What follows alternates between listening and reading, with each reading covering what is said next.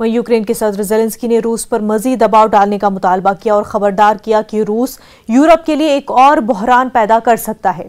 ज़ेलेंस्की ने कहा कि जब तक रूस को शिकस्त नहीं दी जाती, इस बात की कोई जमानत नहीं है कि वो किसी दूसरे मुल्क के खिलाफ जंग नहीं करेगा।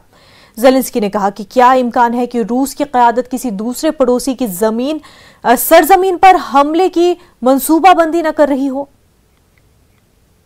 Якщо будь-який день поглянути на новини про життя наших суспільств, ми побачимо, що в них домінують два поняття – війна і криза. Повномасштабна війна проти нашої держави і гібридна війна проти об'єднаної Європи.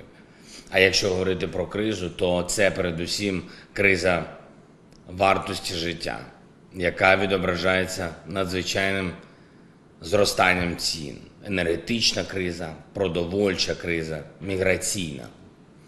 І саме так життя виглядає сьогодні. І це ми ще не бачимо тих можливих війн або криз, які Росія здатна підготувати на найближчі роки для багатьох держав. Чи вірогідно, що керівництво Росії планує нове вторгнення на територію іншого сусіда?